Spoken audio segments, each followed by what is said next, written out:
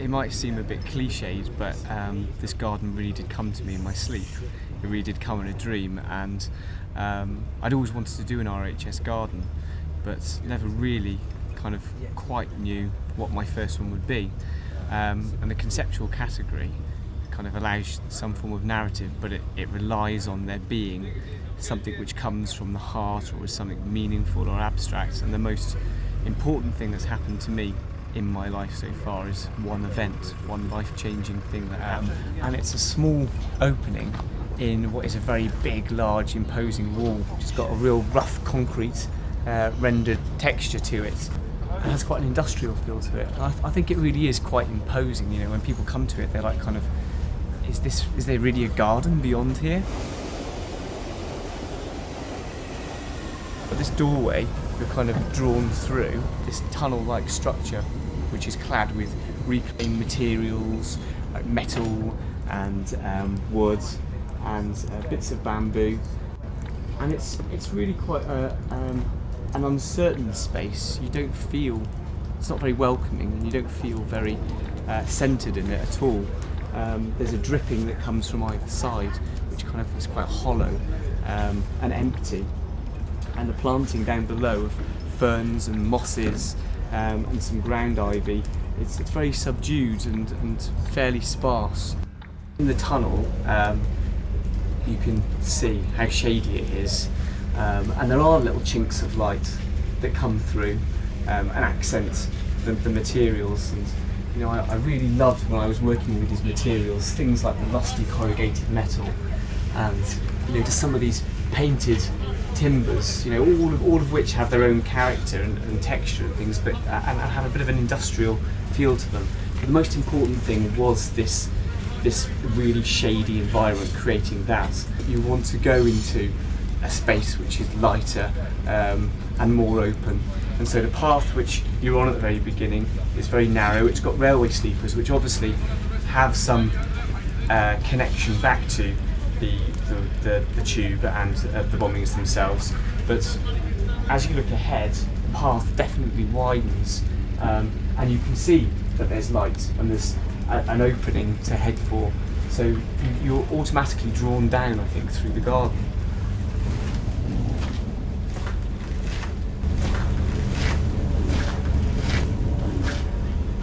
Then when you kind of get into this middle section, it starts to open up a lot more, and there's more light that's allowed in, and the materials change. So you've got kind of bits of canvas which are reflecting the shadows of the grasses outside, and you've got grasses that are starting to come in through the openings themselves. So it's almost like the outside is starting to break in, not just light, but bits of planting that's outside as well. And all of this really came from the idea that when I came up from the tube line, there was this light which hit me in Edgware Road Station all of a sudden, and it was kind of the start of a recovery and knowing that everything was going to be okay. So I think that for visitors coming through the garden, hopefully they start to all of a sudden start to feel more of a sense of hope and feel reassured by this new amount of light, and you know, the planting starts to get denser and there's more texture, colours introduced, and it just starts to feel like more of a pleasant environment. Yeah. And then as you come out of the structure itself, so you're right at the very end, you can see there really is this great big feeling of space all around you, and you know, the light is starting to really flood in and everything, and as a result that allows for planting which is a lot fuller, and you've got a real mix of frothy planting of perennials and grasses, so things like Stipa tenuissima and Gypsophila paniculata Bristol Fairy, which is just really light and airy up above all of the other plants.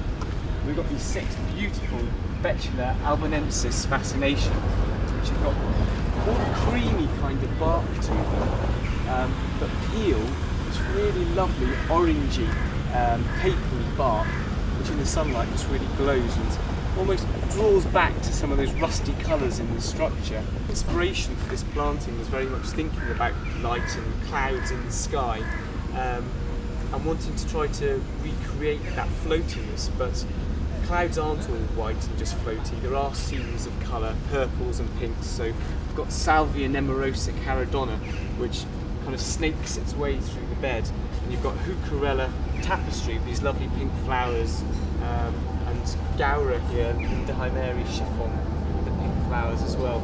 So kind of a real mixture of colour and floatiness.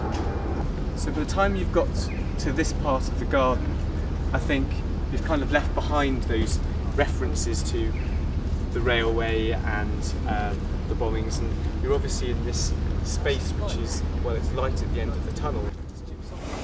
Now that the garden's here, I feel so attached to it, and the amazing feedback I've had from other people who've gone through it. I don't know how I'm going to feel actually when I have to take it down again. I'm actually really proud of it.